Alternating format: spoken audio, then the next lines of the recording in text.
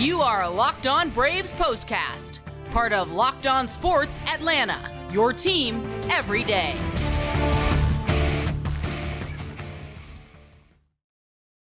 Hello and welcome into the Braves POSTCAST, part of the Locked On Podcast Network, your team every day. Grant McAuley, Jake Mastroianni with you on a big weekend of not just baseball for the Atlanta Braves, but baseball in general. There's been some exciting stuff happening in the wild card races, and the National League is going down to the wire. What would have been game 162, but won't be for the Braves. I think we already know a little bit about that. We're going to talk a lot more about it later.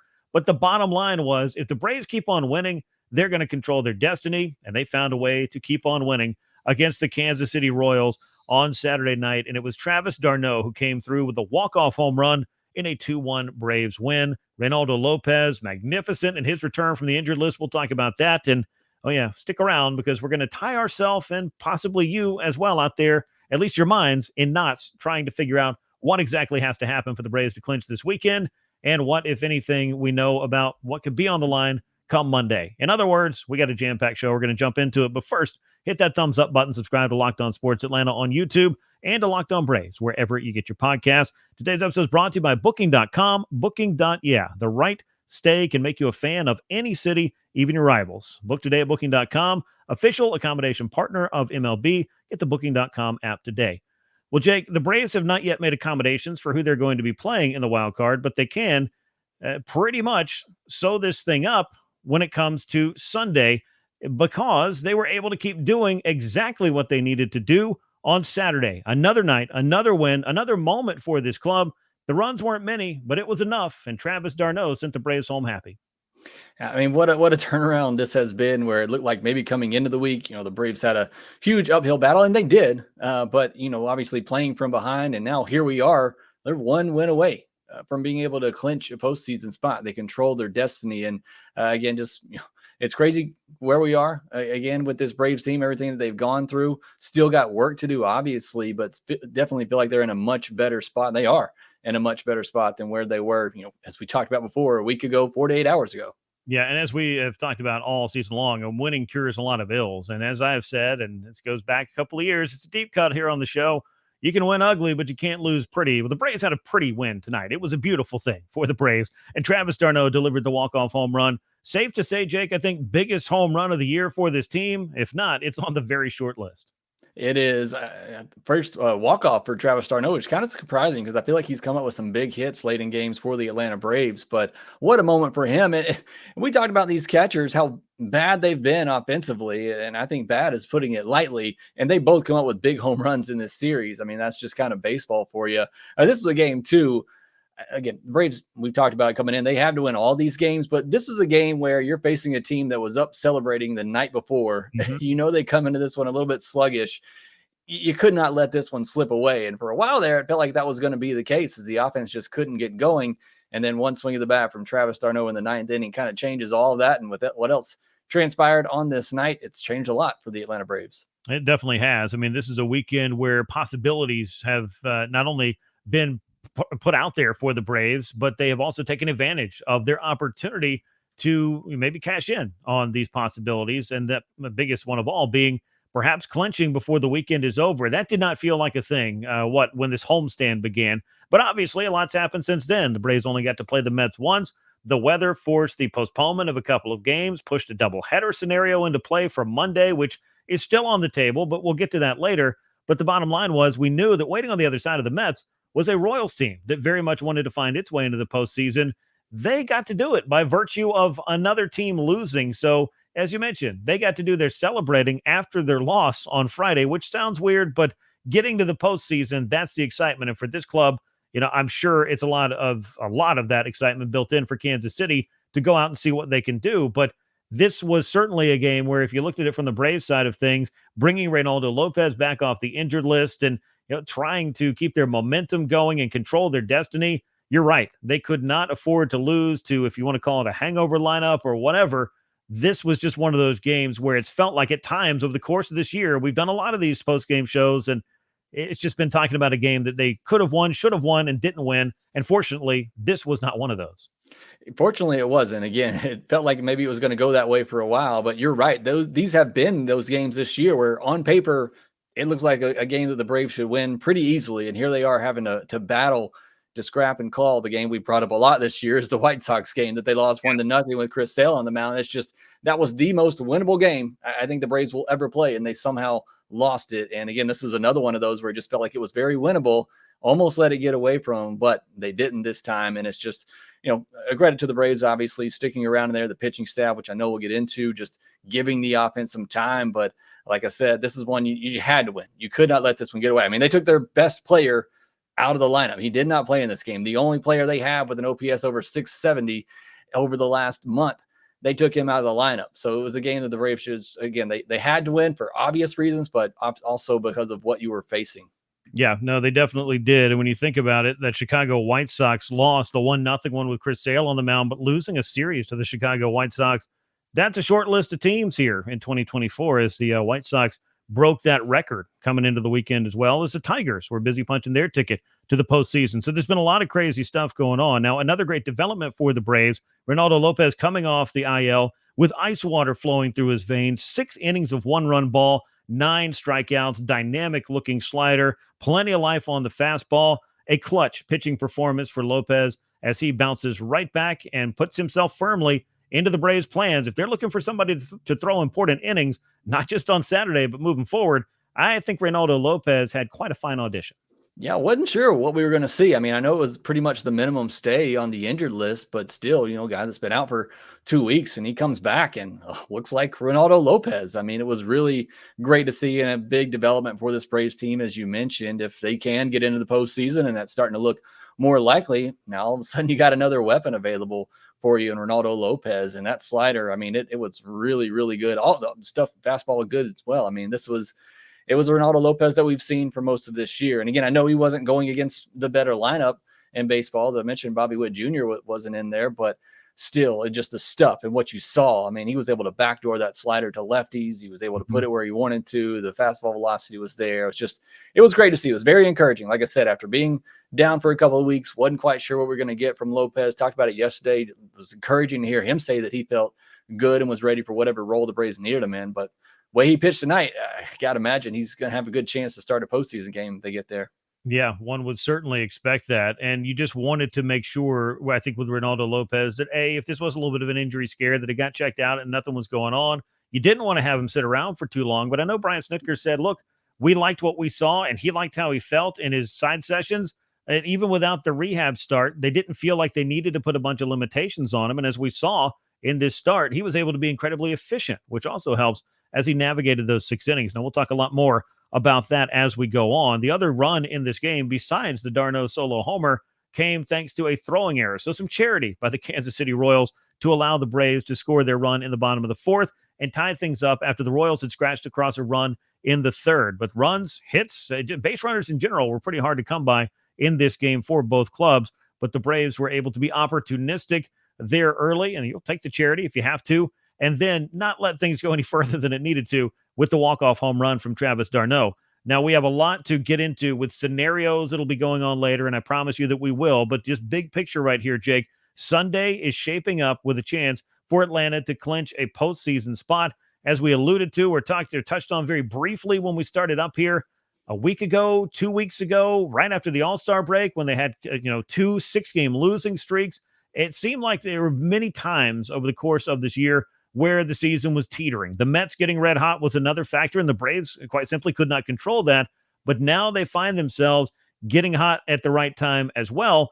Braves have won 5 in a row. This is the first time they've done that since April, when they had their season-long 6-game winning streak. April feels like an eternity ago, but if this Braves team has finally found a way to play at least some consistent winning baseball, it couldn't have picked a better time. Yeah, I mean, I guess if you want to begin the year playing, great baseball, then in the year playing great baseball, and in between it's kind of 500, I guess that works. It makes for somewhat of a frustrating season, but as we talked about, I mean, it's all about getting hot at the right time, and I'm not quite ready to say that this offense is there. Again, this was another kind of struggle. I know we'll get into it, but they do seem to be playing with a little bit more confidence, and as you started off the podcast saying, winning can do that, and winning can take care of a lot of ills that you've had, but certainly seems like the Braves have a lot of momentum, and they've gotten a lot of help from other teams. We talked about it. The Braves had that big lead in the wild card going into the All-Star break and even up until the trade deadline. But then those other teams got hot. We talked about it, the Padres, and I guess they've still been hot. But the Diamondbacks got hot, the Mets got hot, and now they've kind of cooled off here a little bit to end the season while the Braves are picking up some wins. So again, Braves have, their backs have been against the wall, as you talked about, but they've been able to, still control their destiny and go out there and win games that they've needed to win.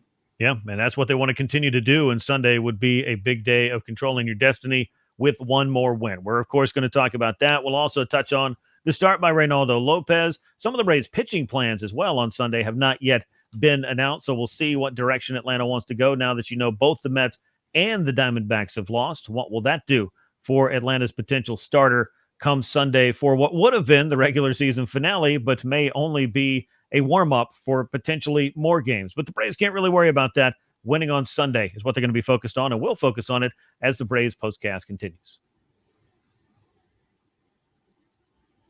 With Robinhood Gold, you don't need a silver spoon to eat up the financial favors of the 1%. Robinhood Gold allows others to get the rates and perks usually reserved for high society. Now, the resourceful individual with Robinhood Gold can earn a very liberal rate of 4.5 APY on uninvested cash, receive unlimited 1% deposit bonuses, and be rewarded with a handsome 3% retirement boost in an IRA account. Robinhood Gold provides the privileges of high net worth for any net worth.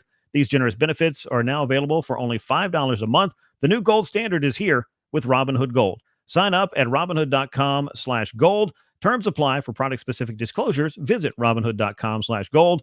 Investing involves risk. Rates may change. Gold membership is offered by Robinhood Gold, LLC. Jake, let's take a look at the box score and the line score in particular of a game that turned out pretty well for the Braves in the end, thanks to Travis d'Arnaud's heroics.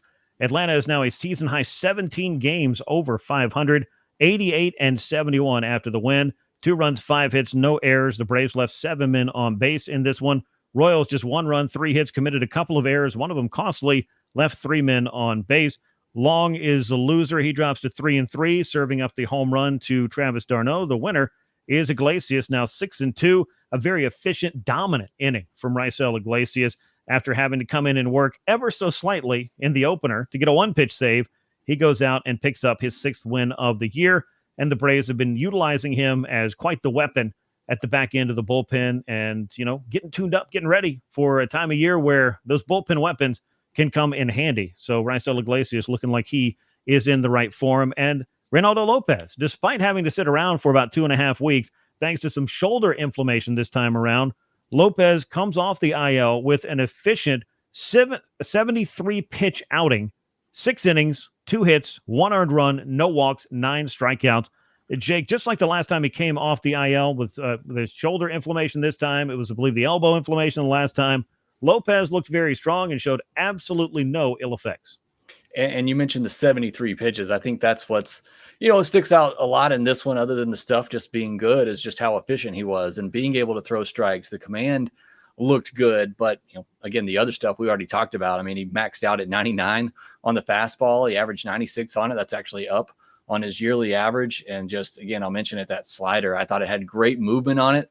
The Royals had, several lefties in this lineup, and he was able to kind of backdoor that slider on the outer half to some of those batters to get some good swings and misses and a couple of called strikes as well. So I thought it looked really good. I mean, 12 whiffs on 18 swings against that slider. I'd say that's pretty good. It's a 67% whiff rate. So again, just to be able to come back after a long absence like that for the second time. And look, I'm sure there are injuries. I'm sure it has been injury related, the reason he's gone on the shelf. But what it's also done is it's allowed a guy who hasn't started in a while to get some rest that's maybe been needed for him to keep him fresh. And again, hopefully that's all it is. We hope these injuries are nothing major, but it has in a way kind of allowed the Braves to manage Reynaldo Lopez a little bit and try to keep him fresh. Obviously, you didn't want him out for these last 2 weeks of the season where you really needed to win all these games. But again, maybe it's somewhat been a blessing in disguise to kind of keep him fresh and allow him to get some rest after not being a starter for so long. Yeah, at least on Lopez's behalf, I think you're on to something there. And when you look at what this did for him, I mean, he made, 5 starts after the end of July. I think this was the 5th one, if I heard correctly. And 25 starts on the season, that's still quite a workload for a pitcher who had been working out of the bullpen primarily over the prior 3 seasons and finishing the year with an ERA, right at 2 on the season. I don't know that anybody could have expected it. I mean, you and I were talking about the Reynaldo Lopez signing way back when it happened, thinking, well, the Braves have just added another great arm to their bullpen. Little did we know at that time that they had just added a great arm to their starting rotation. And I know Lopez has talked about this a lot, wanting this opportunity to do it, believing that he could do it, even getting the encouragement from his wife to try to find that opportunity to do it again. I think he has to be feeling pretty good about it, and the Braves have to be feeling pretty good about what they have found here with Reynaldo Lopez in his second go-round as a big league starter. Look, I'll tell you, when they signed him, I thought he's going to end up in the bullpen, and maybe he'll be some sort of dynamite, multi-inning type of guy, and I thought at best case scenario, he's maybe a 4th or 5th starter. It's a guy with an ERA of 2. And as you said, with over 25 starts on the season, I mean, he is hit the Chris Sale move. This one, just incredible signings by Alex Anthopoulos, and one that I don't think anybody could have predicted, even Alex himself, the seasons that those two guys have had. But it just, again, speaks to Reynaldo Lopez and the work that he's put in, speaks to the front office and them being able to recognize that and seeing the potential in it and then helping him reach that potential. So again, just great work by the front office, but great work by Reynaldo Lopez, getting that opportunity and just making the most of it. Again, a 2 ERA for a guy who I think many people, when the Braves signed him, thought, okay, you got yourselves a nice 7th, 8th inning setup guy, maybe can give you multiple innings, and he's done far more than that. Yeah, maybe with the multi-year deal, he inherits the closer's role down the line. I think was probably part of the thought, or maybe part of the math in that, in our heads as far as just outsiders looking in. But the Braves, they did identify with Reynaldo Lopez. They definitely identified with Chris Sale that there was value there and decided to make that move and then double down on it with the extension. So both these guys will be in place beyond, obviously, the season and can play major roles for a number of years to come. But the first year in Atlanta, the first year back in the starting rotation for Reynaldo Lopez, you can't argue with the results that he has posted, and Saturday was another example of that. Now, the Braves bullpen came in, got in a little bit of trouble. Pierce Johnson did. Joe Jimenez came in and got him out of that. And then Joe Jimenez got himself into some trouble with a couple of walks, 10 pitches in a row at one point out of the strike zone. Whenever you see that kind of thing, you automatically start feeling a bit uneasy, as I'm sure Joe was out on the mound as well, about when you do get back in the strike zone, just don't make a mistake. And as it turned out, he was able to get the ground out he needed to get out of that inning and strand a couple of runners. Joe Jimenez has had some huge innings for the Braves this year. He's going to no doubt be asked to get more huge outs for this club moving forward if they're able to secure their goal of getting into October and doing something special there. Good to see him be able to battle back on his own and right the ship. Yeah, it was great to see. Obviously got a little uncomfortable there for just a minute. And we've talked about this. He's thrown a career high in innings. And here of late, there's been multiple situations where he's had to come in to get out of a jam and then come back out for the next inning. And I think you got to be a little cautious of that going forward and see. And I don't know, maybe it had no effect on him tonight. Maybe he just lost his own for a minute. But, those are certainly some aspects of the season for Joe Jimenez, throwing career innings and having to have that up down that a lot of relievers, just aren't as used to. But certainly it got pretty scary as he walked a couple of batters, something we're not used to seeing from Joe Jimenez. Yeah, we're going to need both he and Pierce Johnson to be at their best in setting up for Raisel Iglesias. Those 3 of the most important relievers that the Braves have. Now, there are other arms at other times to make a case for, but I think those 3 in particular are pretty high on the list. Switching back to the offense, mentioned the Braves got a free run thanks to a throwing error that allowed Jorge Soler to come around and score in the 4th inning. Then not another run until the 9th, and it was Travis d'Arnaud who stepped up, and he's had some tough at-bats lately. You mentioned he and Sean Murphy have obviously struggled throughout the month of September in particular. We talked about Murphy yesterday and just how rough things have been for him. Comes through with a 2-run homer to help Max Fried pick up the win in Game 1. Travis d'Arnaud, in the 15 games coming in, was batting just 161, was sitting on an 0-for-3 night, and then he drives the ball over the center field wall, and all of that can be forgotten. A clutch hit from a guy that it feels like and has felt like, I think, for a number of years, if you've got a short list of Braves that you would like to have up there in an opportunity to do something big for your club, to come through with the hit that you need, Travis d'Arnaud has shown time and again that he has a penchant for that kind of thing. Yeah, I was surprised he didn't have a walk-off hit with Atlanta. But again, I feel like he's the guy that you usually want up there in those spots to, get on base, at least put the ball in play. I know he's been struggling a lot lately, and he himself admitted after the game, and, he didn't have some great at-bats in this one up until that home run, but he got ahead in the count. And, just as he said, didn't try to do too much, got a pitch over the middle of the plate and didn't miss it. So again, it's just baseball is a crazy sport. Grant, you obviously know this, and Braves catchers have been awful here lately, and they've come up with some big hits here. So if you get those two guys going, I mean, they're batting 7th, 8th in your lineup for you right now. We've talked about the guys at the top, and I know they didn't have the best nights. This felt like a 2024 offensive night for the Atlanta Braves. I mean, just struggling to get anything going. But then you look at the box score here, and everybody had a hard hit ball except for Laureano, who had a pretty tough night. And it's just, they hit some line drives just right at some guys, and they weren't able to come up with that big hit when they had runners in scoring position. So it just felt like one of those 2024 games, and we're used to those not going our way. But fortunately, that wasn't the case this time. Yeah, a lot of Adam balls, a lot of balls that just run out of steam on the warning track. Marcell Ozuna had one that I thought at first maybe he was going to get it out of right field. He's done it many times this year, and really over the course of his time in a Braves uniform. Wasn't to be, but Travis d'Arnaud didn't have any trouble getting it over the wall in center field in the 9th inning. We'll come back and we'll get into it, the wild card scenarios, at least the ones that could affect the Braves' opportunity to clinch on Sunday, head-to-head with the Arizona Diamondbacks. In this particular scenario, what has to happen for the Braves? What can the Diamondbacks do that might help out regardless of what happens for the Braves? We'll talk about that, and we'll set up Sunday's game against the Kansas City Royals when we come back on the Braves Postcast. This episode is brought to you by Booking.com. Explore those U.S. cities you've always secretly wanted to learn more about with hotels, bed and breakfast, vacation rentals, resorts, and so much more. Booking.com, you might just find your perfect stay, even in your baseball rival city during the postseason. Maybe it's time to taste test your baseball competitors' stadium's cuisine. Luckily, on Booking.com, you can find the stadium stay that's right for you. And with Booking.com's wide variety of choices across the U.S., you can go incognito to your baseball rival cities, and Booking.com can help you book that stay that's close to your home team or rival team stadium, no matter what team you're rooting for this postseason. Booking.com can make you a fan of any U.S. city. From hotels that overlook the stadiums to family-friendly resorts and bed and breakfast stays, Booking.com has so many choices across the U.S. And the right stay can make you a fan of any U.S. city, even your baseball cities or your baseball rival city. Booking.com, booking.yeah.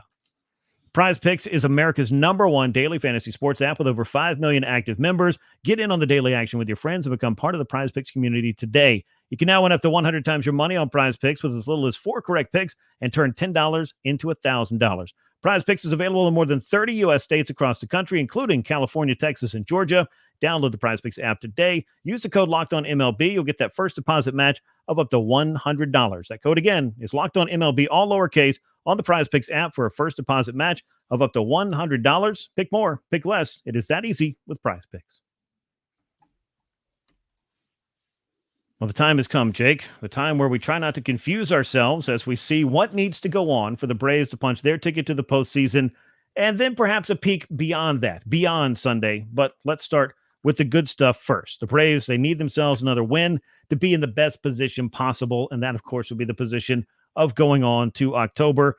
The Mets losing to the Brewers helps. That means Atlanta broke that 3-way tie with New York and Arizona. Then you had Arizona lose to the San Diego Padres, who came up with a huge 9th inning. So Atlanta has actually moved into the second wild card spot, just ahead of Arizona, with New York just out of the picture heading into Sunday.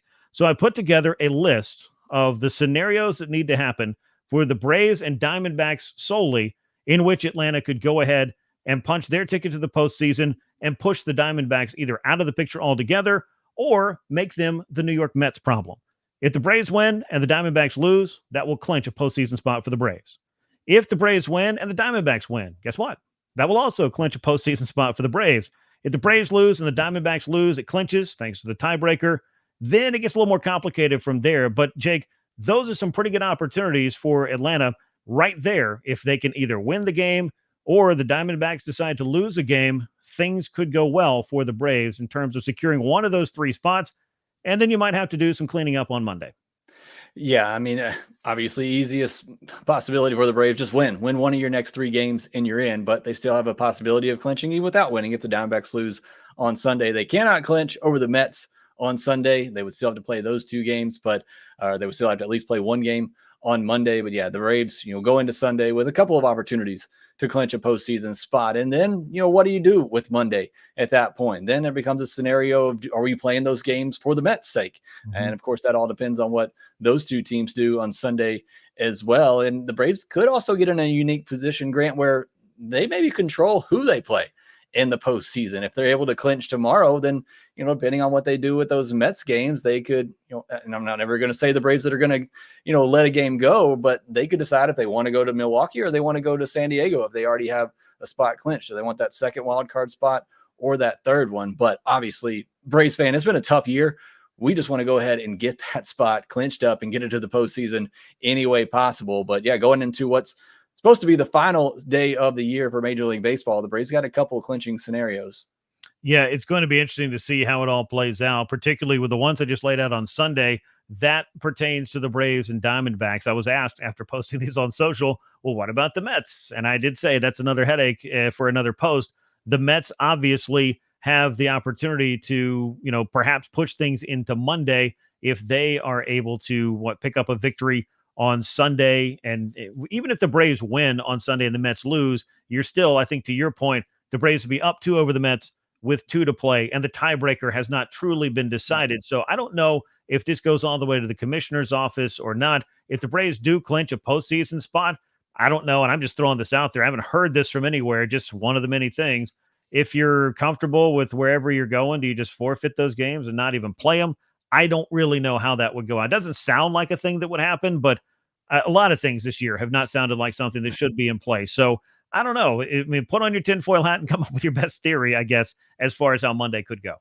Yeah, I think the thing is those games could mean something for either the Mets or the Diamondbacks, so I think they would play them. I think the only situation where you wouldn't play them is if the Mets and the Diamondbacks end tomorrow with the same number of wins, which would mean the Diamondbacks would have to lose and the Mets would have to win tomorrow. I think is the only way you would avoid those games on Monday.